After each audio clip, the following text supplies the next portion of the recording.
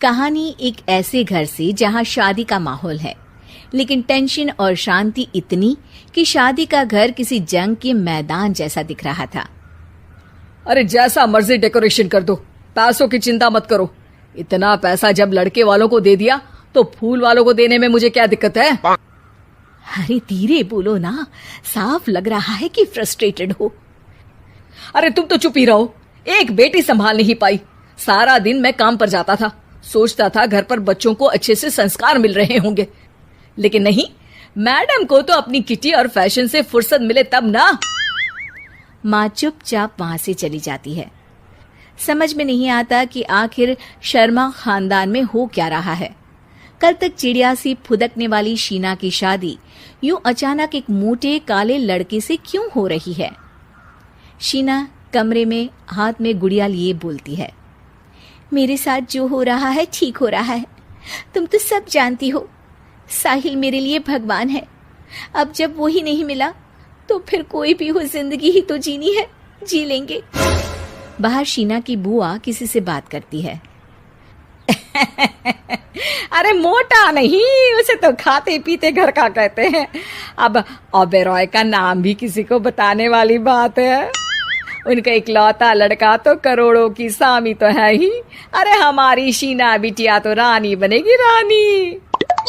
इन सब के बीच कहीं कोने पर शीना हाथ में मेहंदी सजाए बैठी थी और आंखों में आंसू सजाए।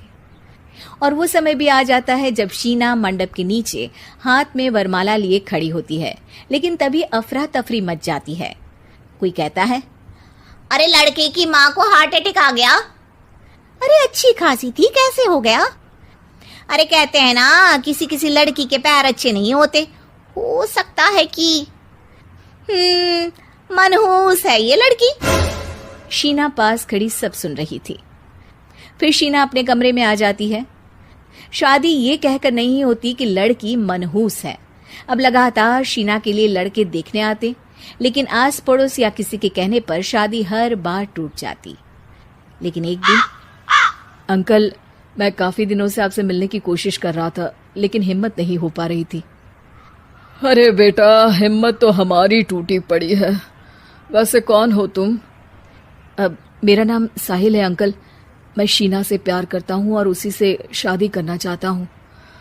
अरे अब तो किस जात के हो ये भी मायने नहीं रखता। बेटा, मेरी बेटी मनहूस है।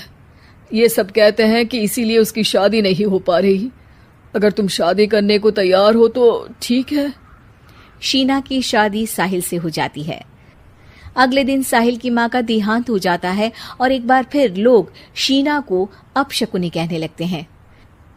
अरे खा गई दीदी को ये। अरे क्या जरूरत थी साहिल किसी मनहूस को घर लाने की?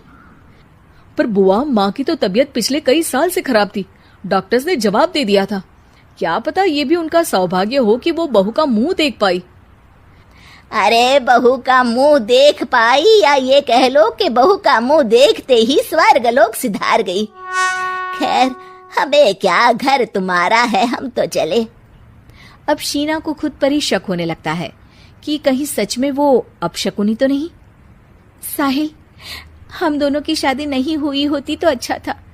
देखो ना, कैसे पहले मेरी शादी टूटती थी और अब तुम्हारी माँ भी। अरे ऐसा कुछ नहीं होता शीना, अपशकुनी वगैरह कुछ नहीं होता। ये सब तो ईश्वर के खेल हैं। वो शादी तुम्हारी इसलिए टूट गई क्योंकि तुमको मेरी पत्नी बनाना था, और माँ का जाना तो तय था। वो काफी बुजुर्ग थी, साथ ही एक ऐसी बीमारी से जूझ रही थी जिसमें डॉक्टर्स भी उन्हें नहीं बचा पाते। शीना साहिल की बात सुनकर तसल्ली कर लेती है और वहां से चली जाती है। अगले दिन, शीना, अरे ओ शीना। क्या हुआ? उफ, कहीं फिर मेरी वजह से कोई नुकसान? अरे नहीं नहीं शीना, तुम जानती हो, जिस प्रॉपर्टी के केस को हम बरसों से लड़ रहे थे उस पर फैसला आ गया, वो भी हमारे हक में। अब हम करोड़पति हो गए शीना। शीना शांत रहती है। अरे क्या हुआ? करोड़ पत्नी बनकर तुमको खुशी नहीं हुई? शीना की आंखों में पानी आ जाता है। चलिए जी, कुछ तो अच्छा हुआ मेरी जिंदगी में आकर आपके साथ। साहिल शीना को गले लगाकर कहता है, मेरी नई नौकरी भी तुम्हारे ही आने से लगी। ये प्रॉपर्टी का केस जीता। सब कुछ तो तुम्हारे आने के बाद ही हुआ, फिर तुम मनहूस कैसे?